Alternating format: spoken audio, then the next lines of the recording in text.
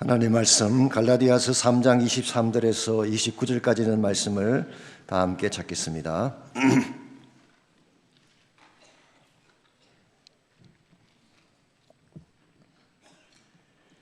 갈라디아서 3장 23절에서 29절 한 절씩 교독합니다. 믿음이 오기 전에 우리는 율법 아래 매인 바 되고 계시될 믿음의 때까지 갇혔느니라. 이같이 우리를 그리스도께로 인도하는 초등교사가 되어 우리로 하여금 믿음으로 말미암아 의롭다함을 얻게 하려 함이라. 믿음이 온 후로는 우리가 초등교사 아래 있지 아니하도다. 너희가 다 믿음으로 말미암아 그리스도 예수 안에서 하나님의 아들이 되었으니 누구든지 그리스도와 합하기 위하여 침례를 받은 자는 그리스도로 옷 입었느니라. 너희는 유대인이나 헬라인이나 종이나 자유인이나 남자나 여자나 다 그리스도 예수 안에서 하나이니라. 29절 다 같이 읽습니다. 너희가 그리스도의 것이면 곧 아브라함의 자손이요 약속대로 유업을 이을 자니라. 아멘. 크리스찬이 된다는 말과 종교인이 된다는 말이 같은 것일까요? 일반 세상 사람들의 정의에 하면 같다고 할 수 있을 것입니다. 기독교도 종교의 하나이고 외형상 기독교 안에도 종교적인 측면들이 많이 있기 때문에 그렇습니다. 그러나 기독교의 본질을 제대로 아는 사람은 그렇게 생각하지 않습니다. 첫째로 구원의 어프로치가 다릅니다. 대다수의 종교들은 인간이 신을 찾아 나서는 시도를 하죠. 인간의 노력으로 구원에까지 이르려고 온갖 경주를 다 시도하는 것이 일반 종교입니다. 그런데 기독교는 반대죠. 하나님의 손을 뻗어서 인간을 찾아온 것입니다. 하나님 자신이 희생하심으로 구원에 필요한 모든 것을 다 준비해 놓으시고 우리를 초청하시는 것이 바로 기독교죠. 이런 면에서 크리스찬에 있어서 구원이라는 것은 노력의 결과라기보다는 하나님의 선물이라고 보는 것이 옳습니다. 두 번째로 신앙의 내용이 다릅니다. 대다수의 종교는 비인격적인 대상을 숭배하고 자신들이 필요로 하는 것을 체험받기 위해 믿음을 갖게 되죠. 그러나 기독교 신앙은 그렇지 않습니다. 살아계신 하나님과의 인격적 관계를 위해 믿음을 갖는 것입니다. 그러므로 항상 생기가 있고 기쁨이 넘쳐나는 것이 크리스찬 삶이라고 표현할 수가 있습니다. 이런 측면에서 being religious, 종교적이 된다는 말과 being a Christian, 기독교인이 된다는 것은 엄연히 다른 것입니다. 그럼에도 불구하고 오늘날 많은 사람들이 심지어 교회를 다니고 있는 사람들 중에도 이것을 구별하지 아니한 채 종교적인 삶을 추구하는 경우를 볼 수가 있습니다. 외형상 보기에 크리스찬다워 보이긴 하지만 실제 내용은 그렇지 않는 경우가 많다는 것이죠. 이것은 대단히 위험하고 안타까운 현상이 아닐 수가 없습니다. 몇 년 전에 크리스찬니티 투데이라는 잡지에 어니스트 해밍웨이에 대한 글이 소개가 된 적이 있습니다. 해밍웨이라면 모르는 분이 없을 것입니다. 무기에 잘 이끌어 누구의 종은 울리나 혹은 1954년도에 노인과 바다라는 작품을 통해서 노벨 문학상을 수상한 사람이죠. 부와 명예를 가진 사람이고 성공의 최정상에 올랐던 사람입니다만은 1961년 7월 2일 아이다호에 있는 자신의 저택에서 자살함으로써 생을 마쳤습니다. 그가 남긴 뉴스에는 이런 내용이 적혀 있었습니다. 나의 인생은 배터리가 다 해버린 라디오의 진공관처럼 공허하고 고독했습니다. 사실 여기까지는 우리 대다수가 알고 있는 내용이긴 합니다만은 저는 그 다음 이야기가 좀 충격적이었습니다. 그것은 이 해밍웨이가 어릴 때부터 교회를 열심히 다녔던 사람이라는 사실이에요. 그의 할아버지가 앤슨 타일러 해밍웨이인데 이 할아버지는 남북전쟁에 참전을 했고 전쟁이 끝난 후에 시카고로 돌아와서 그 당시 미국을 뒤흔들던 부흥사 D.L. 무디와 동력했던 사람입니다. YMCA 사역을 함께 일으키고 수많은 사람들을 그리스도에 인도했던 사역자였습니다. 그래서 해밍웨이도 어릴 때부터 교회를 열심히 다녔고 주일학교에서 섬기기도 하고 성가대를 섬기기도 했습니다. 그랬던 해밍웨이가 어떻게 나중에 알코올 중독자가 되고 극심한 정신질환과 디프레션에 시달리다가 마치 생명이 꺼져버린 진공관처럼 자결함으로 인생을 마치게 된 것일까요? 물론 여러 가지 많은 요인들이 있을 것입니다만은 결정적인 요인은 이것입니다. 그는 외적인 면에서 종교적인 삶을 살았지만 진짜 살아계신 하나님을 만나지 못했기 때문에 그런 것입니다. 외형상 보게 되면 주일날 교회를 가니까 믿는 사람처럼 보이죠. 종교 행사에 참석을 하고 절기 때마다 여러 가지 많은 행사를 참여했기 때문에 외형상 보게 되면 분명히 믿는 사람처럼 보이지만 종교적인 삶을 추구했지 살아계신 예수님과의 만남이 없었을 때 그 인생은 결코 행복된 인생으로 끝날 수가 없는 것입니다. 오늘날도 이와 같은 모습으로 살아가고 있는 사람들이 생각보다 많습니다.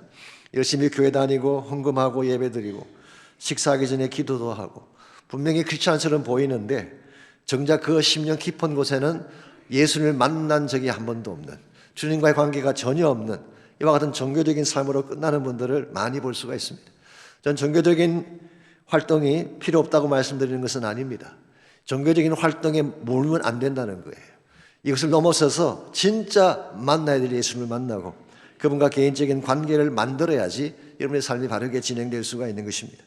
제가 예전에 신학교에서 강의를 할 때 학생들에게 자주 소개해 주었던 책이 한 권 있습니다. 프리츠 리드네어라는 사람이 쓴 책인데요, 종교에 매이지 않는 그리스도인이라는 제목의 책입니다. 원래 원제가 How to become Christian without being religious, 종교적이지 않으면서 어떻게 크리스찬이 될 수 있는가, 그런 책인데요, 사실 이 책은 로마서 강해서입니다. 로마서 강해서. 제가 그 책을 학생들에게 소개해 준 두 가지 이유가 있는데, 첫 번째는 책이 얇아요. 두꺼우면 읽기도 전에 질리잖아요. 얇은 책이 좋은 책입니다. 두 번째는 그 내용이 참 단순하고 쉽습니다. 어려운 신학적인 용어나 난해한 해석 이런 게 없어요. 그 책의 포인트는 한마디로 이것입니다. 우리 구원 사건이라고 하는 것은 우리가 매일 등산을 하는 것처럼, 트레드밀을 타는 것처럼 끊임없이 노력해서 도달하는 것이 아니라 이미 하나님이 준비하신 선물을 받는 것이다. 믿어 받기만 하면 그 놀라운 축복을 다 누리게 되는데, 오늘날 많은 현대 크리스천들이 너무나 종교적인 삶에 짓눌린 나머지 정말 하나님이 구원을 통해 주기를 원하시는 기쁨과 자유를 누리지 못하며 살고 있다. 이것이 그 책의 핵심 내용입니다. 그래서 그 책에 있는 질문이 이것입니다. 당신은 종교인인가 아니면 그리스도인인가? 저희 동일한 질문을 여러분에게도 던지고 싶습니다. 종교인처럼 외적인 형태만 쫓으며 살아갈 것인가, 아니면 정말 하나님을 깊이 만나고 그분 안에서 참된 생명과 능력을 누리며 살아갈 것인가? 솔직히 여러분과 저도 모르는 사이에 우리에게는 종교적인 옷이 많이 있어요. 우리 행동에서, 우리 언어에서 풍겨나오는 종교적인 그런 옷들이 많죠. 자매님, 형제님, 내려놔야죠, 은혜죠, 감사해야죠. 이 모든 게 다 종교적인 뉘앙스를 띠고 있죠. 실제 우리의 내면 속에는 세상으로 가득 차 있으면서 겉모양만 종교적으로 잘 꾸미려고 하다 보니까 위선이 되고 가식이 되기도 하는 것입니다. 우리가 진정한 차원에서 크리스찬이 되기를 원한다면 외형상 보여지는 종교적인 옷을 벗어버리고 진실된 모습으로 예수 그리스도를 만나야 하는 것입니다. 그래서 종교적 옷을 입고 사는 삶이 아니라 예수 그리스도를 옷 입고 사는 삶을 살아야지 진정한 크리스찬이 되고 좋은 열매를 맺게 되는 것입니다. 우리가 어떻게 하면 우리가 입고 있는 종교적인 옷을 던져버리고 참 생명의 능력자이신 예수 그리스도로 옷 입고 살 수 있을지, 오늘 같이 묵상한 본문에 보시면은 외적인 종교주의에 빠진 나머지 신앙의 진수를 놓치고 있던 갈라디아 교회 성도들을 향한 바울의 메시지가 오늘 본문에 기록된 내용입니다. 이 갈라디아 교회는 잘 아시는 대로 사도 바울이 개척해 세운 대표적인 교회 중에 하나이죠. 그런데 그 교회 안에 유대주의자들이라고 하는 그런 사람들이 있었습니다. 이 주다이저라고 그렇게 부르는데요, 이들은 유대인 크리스찬들을 말하는 것입니다. 가끔 오해하는 분들이 있습니다. 바울을 대적한 사람들이 유대인이다 그렇게 말하는 분이 계시는데요, 물론 틀린 말은 아니지만 당연히 유대인들이 기독교를 박해했죠. 바울도 박해했습니다. 그런데 정말 사도 바울을 끊임없이 쫓아다니며 고통 가운데 몰아넣었던 대적은 유대주의자들이에요. 주다이저스. 이들은 어떤 사람이냐고 하면 예수를 믿는 사람들이에요. 교회 안에서 신앙생활을 하는 사람이에요. 그런데 예수를 믿기도 해야 되지만 율법도 지켜야 구원받을 수 있다고 주장하는 사람들, 이 사람들이 주다이저들. 그래서 이 사람들은 예수를 믿는 것만으로 충분하지가 않다.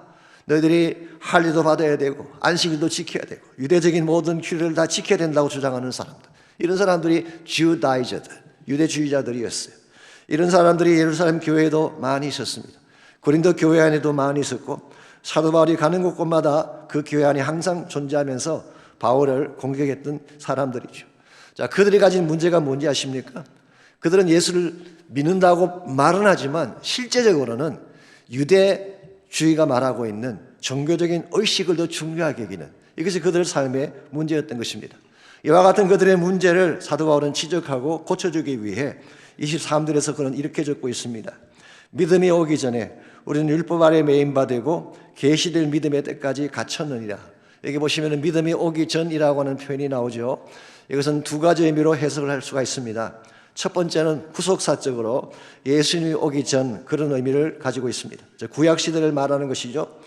구약 시대는 율법이 주도하던 시대. 그래서 우리가 율법의 메인바디였다라고 바울은 표현한 것입니다. 여기 메인바디였다는 말의 뜻이 imprisoned. 내가 감옥에 들어가게 되었다. 율법에 의해서 감옥에 갇힌 상태를 말하는 것입니다. 감옥에 갇히면 어떻게 되나요? 답답하죠. 짓눌리죠. 기쁨이 없죠. 이게 사실은 율법을 따라 사는 사람들의 모습과 같다는 것입니다.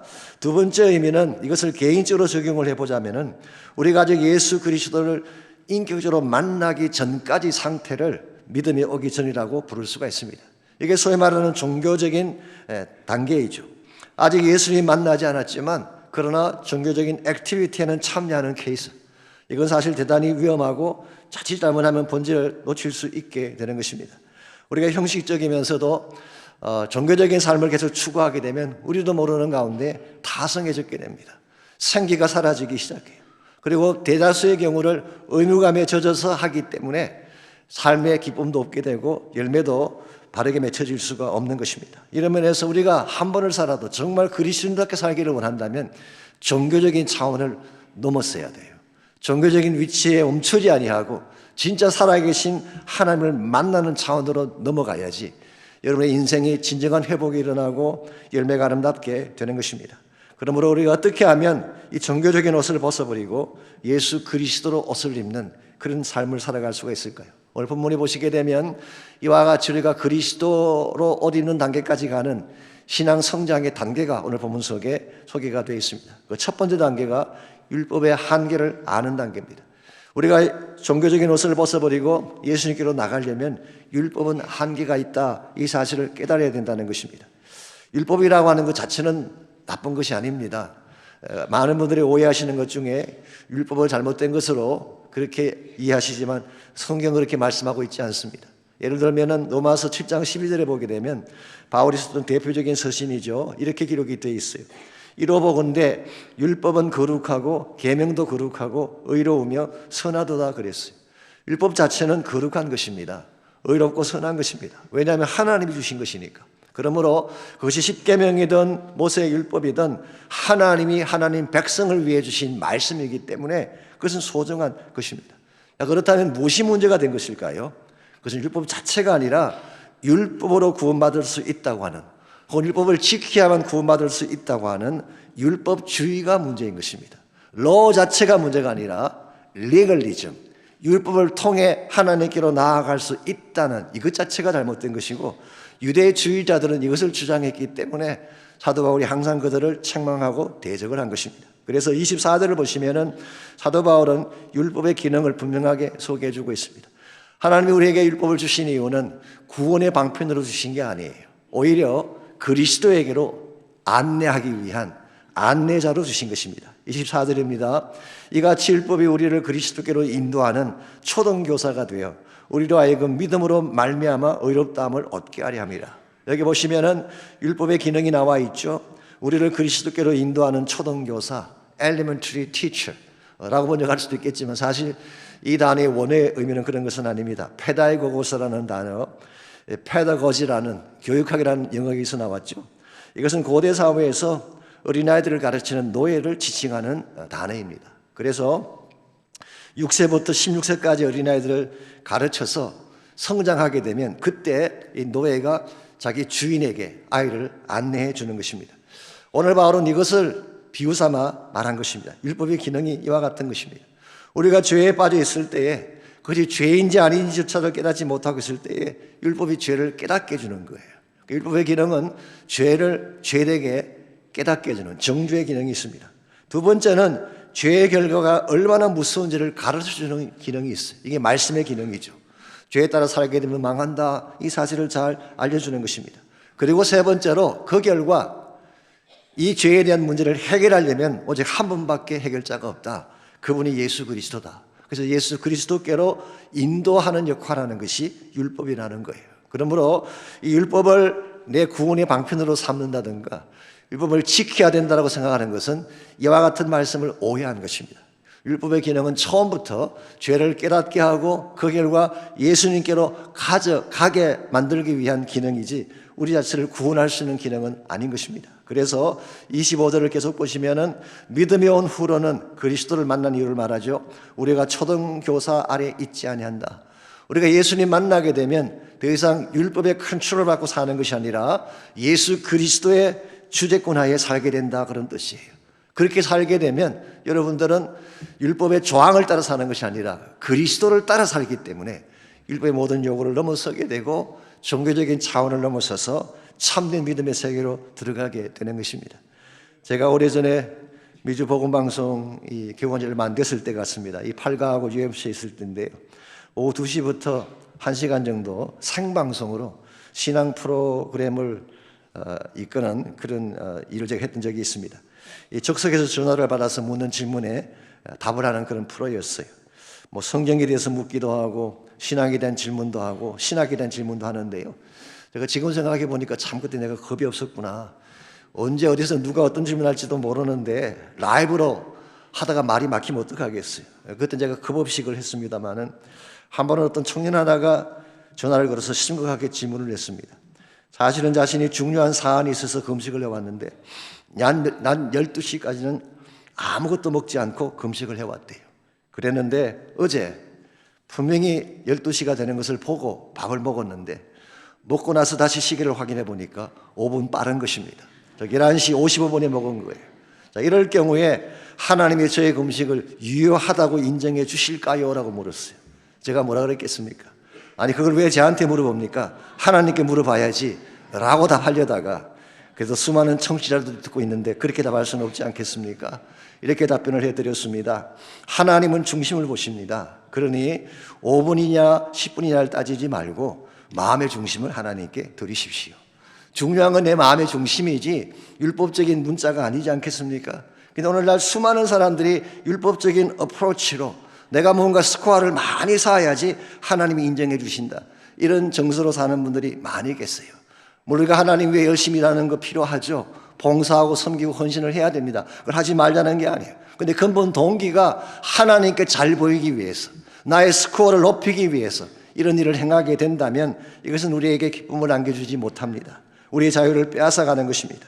오히려 하나님의 사랑을 먼저 알고 그 사랑에 대한 감격 때문에 헌신하고 나를 드리게 된다면 아름다운 열매를 맺을 수가 있지만 율법적인 스코어를 만들기 위해 열심히 일하게 된다면 오래가지 못하는 거예요. 자신에게도 축복이 되지 못하고 또 하나님께도 영광을 돌리지 못하게 되는 것입니다. 그러므로 우리에게 율법적인 삶이 필요 없다는 것은 아닙니다. 율법이 규정하는 대로 어느 정도는 살아야 되지만 이것이 여러분 삶의 전부가 되면 안 된다는 거예요. 율법을 넘어서서 예수 그리스도와 만나는 주님과의 삶 속에서 같이 인생을 살아가야지 여러분 인생이 바르게 되는 거예요.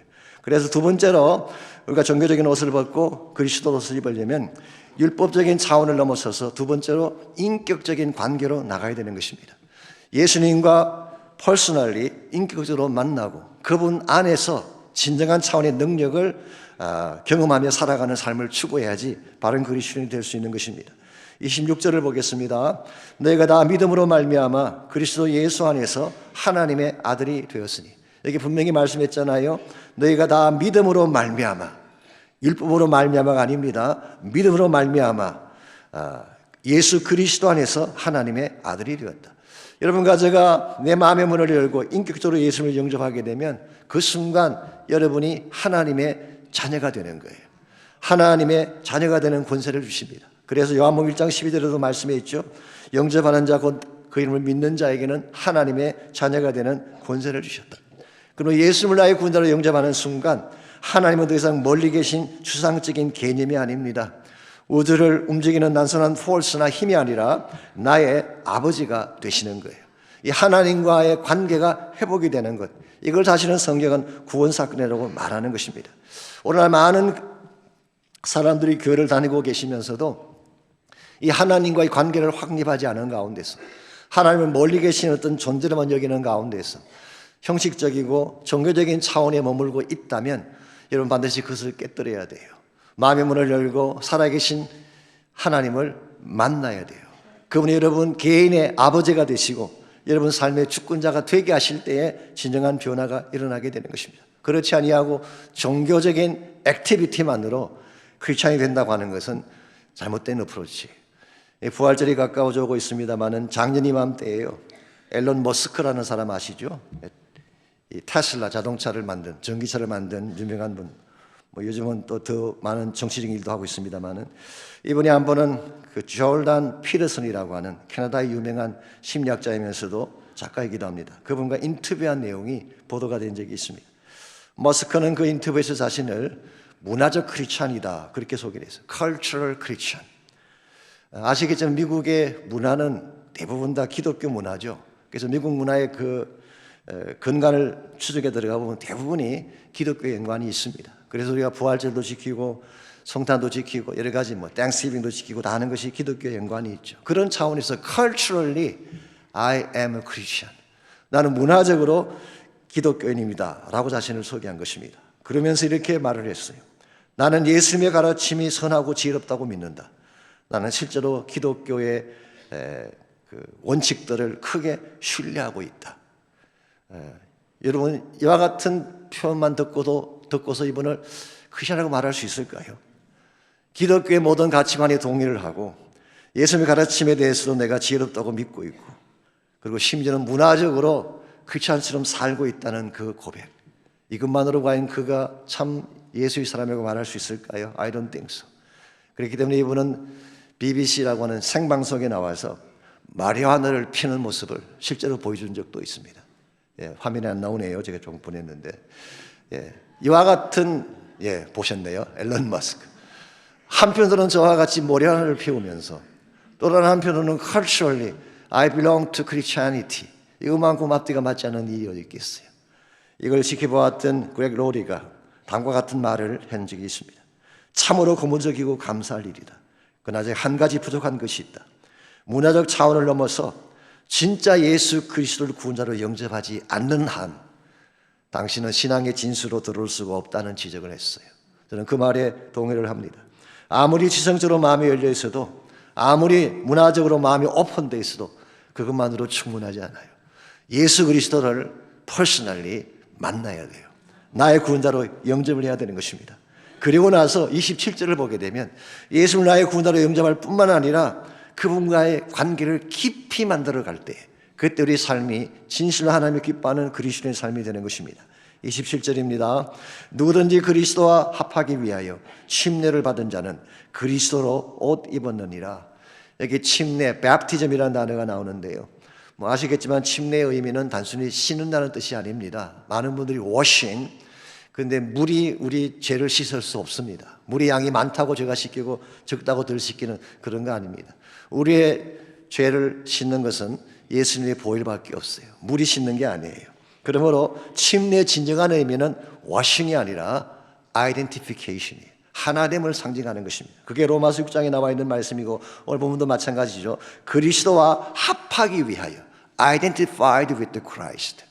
그래서 침례를 받는 순간 우리는 예수 그리스도와 한 몸이 되는 것입니다. 그래서 예수님께서 마치 십자가를 지시고 장사 지낸 바 되신 것처럼 우리가 물속에 잠길 때에 그리스도와 함께 나의 옛자를 장사 지내버리는 거예요. 그리고 주님이 다시 부활의 영광으로 파워풀하게 다시 일어나신 것처럼 우리가 물에서 나올 때 부활의 예수와 함께 사는 것을 상징하는 예식이 바로 백티즘인 것입니다. 이와 같이 우리가 예수님을 나의 구원자로 영접할 뿐만 아니라 진실로 내 마음이 그리스도와 하나가 되어서 한 몸이 되는 이런 상태가 되면 어떤 역사가 주어지게 될까요?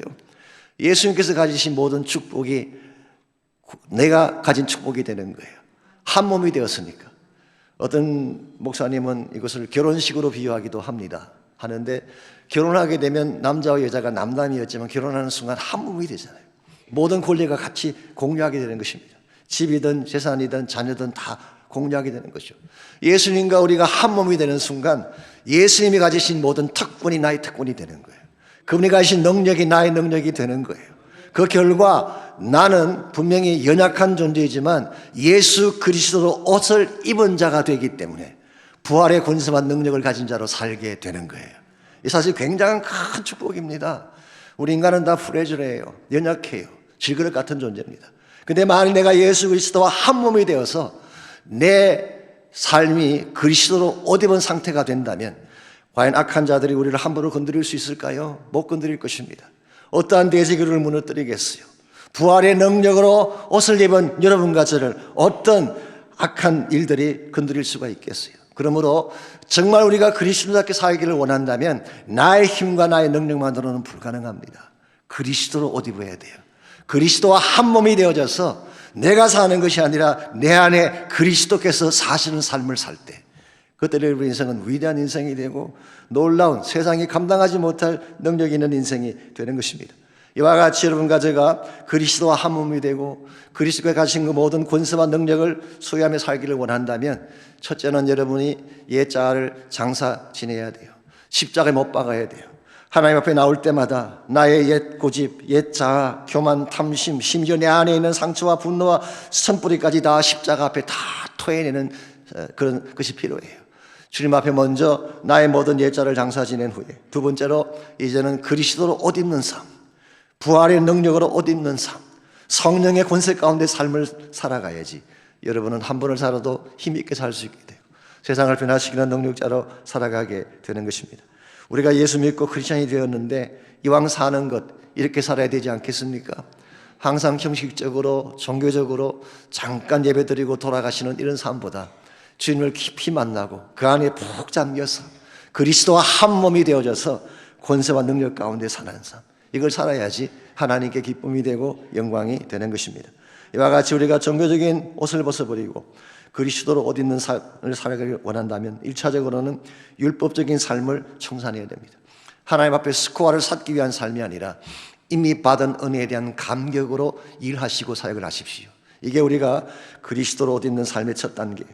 두 번째는 인격적으로 예수님을 만나고 그분과 한 몸 된 삶을 살아갈 때 여러분을 통해 하나님 나라가 이루어지고 놀라운 역사들이 전개되는 것입니다. 마지막 세 번째로 종교적인 옷을 벗어버리고 그리스도 옷을 입으려면 우리가 가진 모든 영적인 특권을 나누며 살아야 돼요. 하나님은 우리가 예수 믿는 순간 많은 특권들을 주셨어요. 이 특권을 나의 것으로 소유하지 말고 나눌 수 있을 때 그때 여러분의 삶이 하나님의 기쁨이 되는 것입니다. 오늘 28절 29절을 보게 되면 우리가 그리스도 안에 들어오게 되면 누릴 특권 혹은 축복이 나와 있는데 먼저 28절입니다. 너희는 유대인이나 헬라인이나 종이나 자유인이나 남자나 여자나 다 그리스도 예수 안에서 하나이니라. 이 말은 인간과 인간 사이를 가로막고 있는 모든 장벽을 무너뜨리고 하나가 되게 한다 그런 뜻이. 유대인과 헬라인은 물과 기름의 관계입니다. 절대로 하나 될 수 없는 이 racial barrier가 분명히 있었어요. 그리고 종과 자유자, 이들은 요즘하고 다릅니다. 고대 사회에서는 절대 넘을 수 없는 그런 불가분의 그 장벽이었어요. 남자와 여자의 차별, 요즘은 여자분들이 더 강한 시대가 되긴 났습니다만 과거에는 그렇지 않았어요. 남자와 여자의 차별, 굉장히 큰 벽이었는데 이 모든 걸 다 허물어뜨려서 그리스도 안에서 하나가 되게 하시는 것, 이게 진정한 차원의 평등이에요. 이게 진정한 차원의 통일인 것입니다. 그래서 예수님을 영접하게 되면 우리는 신분에 상관없이 남녀 성별에 상관없이 가진 자 못 가진 자 상관없이 우리 모두는 하나가 되는 축복, 이게 사실 신앙 공동체에 주어질 놀라운 축복이죠. 여기서 멈추지 않습니다. 29절을 계속 봅니다. 너희가 그리스도의 것이면 곧 아브라함의 자손이요 약속대로 유업을 이을 자니라. 너희가 그리스도의 것이면이라고 했는데 여기서 말하는 너희는 앞절에서 말한 남자건 여자건 헬라인이건 노예이건 자유자건 누구든 상관없이 그리스도에 들어온 모든 자를 말하는 것입니다. 너희들이 그리스도의 소유가 되는 순간 너희들은 아브라함의 자손이 된다라고 말하고 있어요. 사실 아브라함과 우리는 혈통적으로는 관계가 없습니다. 그런데 예수 그리스도 안으로 들어가는 순간 우리는 아브라함의 후손이 되는 거예요. 그리고 아브라함에 주어졌던 모든 약속이 우리에게 주어졌어. 아브라함이 가진 그 약속의 유업을 우리가 이어받게 되는 것입니다. 이건 굉장한 축복이고 특권입니다. 오늘 제가 FP를 할 때 조금 더 자세히 다뤄드릴 것입니다만은 이 아브라함에게 주어진 축복이라고 하는 것은 우리의 생각과 차원을 넘어선 차원의 축복이에요. 창세기 12장 2절 3절을 보면은 이렇게 기록이 되어 있죠. 내가 너로 큰 민족을 이루고 내게 복을 주어 내 이름을 창대하게 하리니 너는 복이 될지라. 너를 축복하는 자에게는 내가 복을 내리고 너를 저주하는 자에게는 내가 저주하리니 땅의 모든 족속이 너로 말미암아 복을 얻을 것이라 하신지라. 여기에 복이란 단어가 많이 나오는데요, 여기서 말하는 복은 그냥 복이 아닙니다. 궁극적으로는 장차 아브라함의 후손으로 이 땅에 오실 예수 그리스도의 복을 말하는 것입니다. 그래서 아브라함을 통해서 하나님은 장차 예수 그리스도가 오실 것을 말씀하시고, 그것을 오늘 성경에서는 복이라고 말씀하고 있어. 그래서 하나님이 아브라함에게 먼저 이 축복을 주신 후에 이 축복이 누구에게까지 전달되기를 원하시고 계신가요? 너로 말미암아 모든 족속이, 땅의 모든 족속이 복을 받게 되는, 여기에 우리 그리스도인들이 가져야 될 특권과 책임이 있다고 생각합니다. 우리가 가져야 될 특권은 우리가 아브라함의 후손이기 때문에 아브라함이 받았던 모든 축복을 우리가 누릴 수 있게 되는 특권이 있어요. 아브라함에게 주신 모든 약속이 우리의 약속이 되는 것입니다. 아브라함에게 주신 모든 부유함의 축복이 우리의 소유가 되는 것입니다. 이건 굉장한 큰 축복이죠. 그리고 아브라함에게 주신 가장 궁극적인 인헤리턴스는 물론 가나안 땅이지만 그 당시에는 궁극적으로는 하나님 나라, 천국을 말하는 것입니다. 이게 우리 모두가 누리게 될 우리의 축복이에요. 근데 동시에 우리가 반드시 행해야 될 책임이 여기 있어요. 나에게 주신 복을 나만 소유하는 것이 아니라 이 복을 가지고 땅의 모든 족속이 복을 받게 하는 것입니다. 이런 면에서 우리 그리스도인들은요, 복을 받기 위해 복을 받는 자들이 아니에요. 복을 나누기 위해 복을 받는 사람들이에요. 나에게 아무리 많은 돈이 있더라도 나누지 않으면 그 복은 가치가 없습니다. 나에게 건강이 있잖아요. 참 좋은 것이긴 하지만 나만 누리려고 가진 건강은 의미가 없어. 이 건강 가지고 하나님의 뜻을 행해야 돼요. 우리에게 주신 어떤 것도, 하나님 주신 어떤 것도 나눌 때에 진정한 의미가 있고 열매가 주어지게 되는 것입니다. 여러분과 저에게 주어진 아브라함의 축복, 참 위대한 축복인데, 이제 이 축복을 내가 움켜잡고 사는 것이 아니라 이것을 나누는 자가 될 때에 우리를 통해 죽은 자들이 살아나고 열방이 주께로 돌아오며 하나님의 비전이 성취되게 되는 것입니다. 오늘 제가 말씀을 맺으면서 두 명의 부자 청년을 소개해 드리려고 합니다. There are two kinds of rich young ruler. 두 명의 부자 청년이 있는데요, 그 첫 번째가 rich young ruler who said no, no라고 대답했던 부자 청년이 있습니다. 저 부자 청년은 누가복음 18장에 나오는 부자입니다. 저 청년은 유대 관원이었다고 했어요. 아마도 산헤드린의 멤버였을 가능성이 많습니다. 어릴 때부터 율법을 다 지켰다고 했습니다. 이걸 보면 그는 좋은 가문에서 성장을 하면서 윤리적으로 깨끗한 삶을 살았던 사람 같습니다. 뿐만 아니라 그는 부자였다고 했어요. 일반적으로 돈이 많으면 윤리성이 떨어지기 마련인데 이 청년은 돈이 많으면서도 깨끗했어요. 더구나 앞날이 창창한 젊은이, 청년이었어요. He was almost perfect. 누가 봐도 흠잡을 것이 없어 보이는 거의 완벽한 사람이었는데, 예수님은 이 사람에게 한 가지 부족한 것이 있다고 말씀하셨어요. 그게 뭔가요? 너 가진 모든 것을 다 팔아서 가난한 사람에게 주고 나를 따르라고 했을 때 그는 no 하고 예수님의 곁을 떠나갔습니다. Rich young ruler who said no. 그 결과 그는 하나님 나라를 위해 크게 쓰임받을 뻔했던 기회를 놓쳐버리고 세상 속으로 돌아간 것입니다. 주님의 그 질문 속에 뭐가 담기는지 아십니까? 예수님께서 너 가진 모든 것을 다 팔아 가난하게 주라고 한 것은 돈에 대한 이야기를 한 것이 아닙니다. 너의 인생의 진정한 주인이 누구냐는 거였어요. 그는 지금까지 하나님을 믿는다고 가장했어. 율법을 지키면서 계명을 행하면서 나는 하나님을 믿는 자라고 수없이 많은 사람들에게 보여왔지만 정작 결정적인 순간에 그의 마음 중심을 잡고 있는 신은 여호와 하나님이 아니라 물질이었어요. 물질. 그래서 그는 하나님의 초청 앞에 노했고 결국 그의 신인 물질을 가지고 예수님을 떠나갔고 다시는 주님께로 되돌아오지 않았어요. I don't know 그 후에 이 청년이 얼마나 잘 먹고 잘 사는지는 모르지만 분명한 것은 돈은 가졌지만 생명을 얻지 못한 불행한 인생일 가능성이 많습니다. 두 번째 rich young ruler가 있습니다. Rich young ruler who said yes, yes라고 대답했던 부자 청년이 있습니다. 그분이 바로 진센 돌프라고 하는 사람입니다. 그는 18세기 유럽을 대표하는 명문 집안 출신입니다. 그의 집안의 모든 남자들은 태어나면서부터 신성 로마 제국이 주는 백작 자기를 받았어요. 그는 큰 성을 소유했고 엄청난 양의 재산을 소유했습니다. 그러므로 he truly was a rich young ruler. 분명히 그는 돈 많은 부자 청년임이 분명했죠.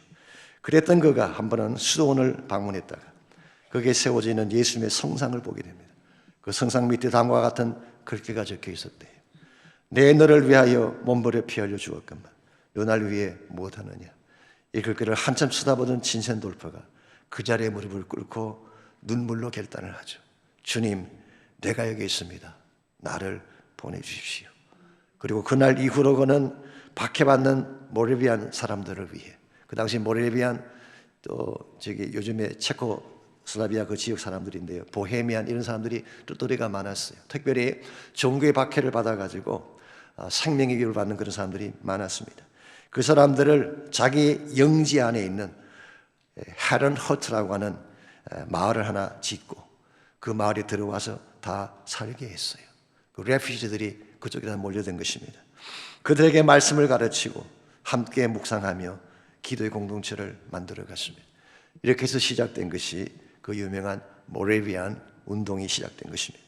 제가 지난 금요일 잠깐 소개해드렸습니다마는 1727년 바로 이곳에서 진센돌퍼는 한 가지 중요한 결단을 하게 됩니다. 그것은 지금부터 하루에 24시간, 일주일 7일 쉬지 않고 체인 프레이를 하자고 하는 결단을 한 것입니다. 24 hours a day, 7 days a week. 24시간, 일주일 7일 동안 1시간도 빠뜨리지 아니하고 체인 프레이를 하자. 그러려면 몇 사람이 필요할까요? 하루가 24시간이고 일주일이 7일이 곱하면 168이 나옵니다. 그렇게 도전을 했는데 약 3배가량 되는 사람들이 헌신을 했어요. 그리고 그때부터 그들은 문자 그대로 1시간도 빠뜨리지 아니하고 24시간 매일매일 기도했는데 얼마 동안 했는지 아십니까? 100년이 넘도록 했어요. 100년이 넘도록. 처음 했던 사람이 나이가 들어 돌아가시면 그 다음 사람이 대를 잇고 이렇게 하기를 100년 동안 계속을 했는데 이 100년의 기간 동안에 어떤 역사가 벌어졌을까요? 이건 제 개인적인 의견이 아니라 크리스천리티 투데이에 나온 내용을 제가 그대로 소개해드리는 것입니다. 첫 번째로 존 웨슬리의 삶에 엄청난 변화가 일어났습니다. 그는 물론 일찍부터 하나님의 사람이긴 했지만 그가 영국 런던 외곽에 있는 올드스게이트라는 지역에서 모라비안 형제들이 모이는 집회에 참석을 했다가 성령 받지 않습니까? 엄청난 부흥의 불씨가 되어서 그때부터 웨슬리안 부흥이 일어나기 시작했어요. 두 번째로 1740년도에 미국에서 일어난 제1차 영적 각성운동의 불씨도 모라비안들의 기도 덕분입니다. 동부 쪽은 좌라는 에드워드 같은 사람이 부흥을 주도했지만 중남부 지역은 프랜시스 에즈베리라는 사람이 주도해서 이분은 1771년도에 영국에서 미국으로 건너와서 부흥운동을 일으킨 사람이에요. 기록에 의하면 그 당시 한 1200명 정도의 감리교도들이 있었는데 이 사람 때문에 24만 명으로 늘어나는 200배 이상의 성장이 일어나는, 그래서 이 사람을 오늘도 The Father of Holiness Movement, 이 성령운동의 아버지라고 부르는 이유가 여기 있습니다. 오늘날도 그의 이름을 기념해서 세운 대학교가 켄터키에 있죠. 윌모어라는 곳에. 그게 바로 에즈베리 대학이 그분의 이름을 따서 한 것입니다. 무엇보다도 세 번째로 이 모라비안의 기도는 근대 선교를 일으키는 동력이 됐어요. 1792년도에 윌리엄 캐리에 의해서 지난 202년 동안 닫혀있던 선교의 문을 열고 최초로 선교운동이 일어나지 않습니까? 우리는 윌리엄 캐리에게 관심을 가졌는데 사실 윌리엄 캐리 그 이면에 모라비안 형제자매들의 기도가 있었어요. 근대 선교가 일어나기 훨씬 전부터 이미 그들은 선교사로 활동을 했고 선교하는 것을 위해 중보한 것입니다. 어메이징하지 않습니까? 이 시대에 다시 한번 이와 같은 부흥이 일어나야 되지 않을까요? 진정한 차원의 부흥이 다시 나기를 원한다면, 세상을 변화시킬 만한 진정한 파워풀한 운동이 다시 일어나기를 원한다면 우리가 허울전 종교의 옷을 벗어야 됩니다. 그리고 그리스도로 옷 입어야 되는 것입니다. 형식적이며 이기적인 세상의 옷을 벗어버리고 성령의 옷을 입어야 합니다. 무엇보다 예수님이 나를 부르실 때 Rich young ruler who said no처럼 no라고 대답하지 말고 진젠돌프처럼 예스를 할 때 여러분을 통해 하나님의 나라는 이루어지게 되고 하나님이 기뻐하실 영광된 열매는 주어지게 되는 것입니다. 사랑하는 형제자매 여러분, 우리가 사는 시대는 마지막 시대입니다. 우리의 희망은 복음밖에 없습니다. 이 세상 사람들이 위로를 찾지만 이 세상에는 참된 위로가 없습니다. 복음만이 진정한 위로입니다. 우리가 이 세상을 떠나갈 때 그 무엇도 우리의 영혼을 책임질 수 없는데 복음만이 우리의 소망입니다. 복음 안에 생명이 있습니다. 복음 안에 소망이 있습니다. 이 복음과 함께 남은 생애를 달려가셔서 주의 영광을 이루는 여러분 모두가 되시기를 바랍니다. 가문이 생같이 헌신하며 기도하기를 원합니다. 지금까지 정말 만나야 될 예수를 만나지 못한 채 형식적이며 종교적인 삶에 젖어왔던 우리의 모습이 혹시 있다면 이제 종교 옷을 벗어버리게 하시고 참되고 살아계신 예수님 만날 수 있도록 마음의 문을 열고 이 주님을 초청하는 기도 드리시기 바랍니다. 형식적인 차원을 벗어나십시오. 외식적인 차원을 벗어나십시오. 내 안에 그리스도가 살아계신 참 부활의 능력이 살아계신 삶을 살게 해달라고 하나님 앞에 간구하며 결단하며 나가는 시간이 있기를 바랍니다. 이 마지막 시대에 다시 한번 복음 운동이 필요합니다. 우리 힘으로 할 수가 없습니다. 우리 모두가 예수 그리스도의 옷을 입고 그리스도의 군사가 되어져서 주님 오시는 그날까지 이 사명을 감당하게 해달라고 우리 다 같이 한 목소리로 함께 헌신하며 기도하겠습니다. 살아계신 하나님 감사합니다. 우리를 사랑해 주시고 우리에게와 같이 하나님의 놀라운 비전과 꿈을 알게 해주신 것을 감사합니다. 이 세상에는 소망이 없습니다. 사람들의 마음속에도 소망은 없습니다. 오직 복음만이 소망인데 이 복음 듣지 못한 자들이 얼마나 많습니까? 다시 한번 저희들을 깨워주시고 하나님의 사람답게 살 수 있도록 은혜를 베풀어 주셔서 주의 영광을 위해 달려나가는 저희 모두가 되게 하여 주시옵소서.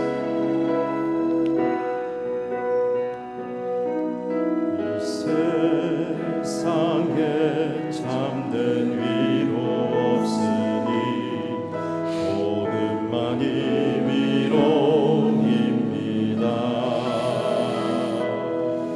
이 세상에 참된 위로 없으니 예수만이 위로입니다. 우리 다 일어나서 함께 찬양합니다. 세상을 우리 떠나갈 때에 복음만이 소망입니다. 이 세상을 우리 떠나갈 때에 예수만이 소망입니다.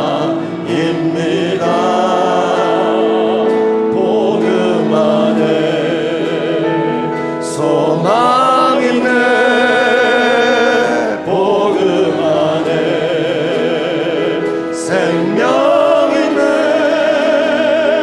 우는 자 예수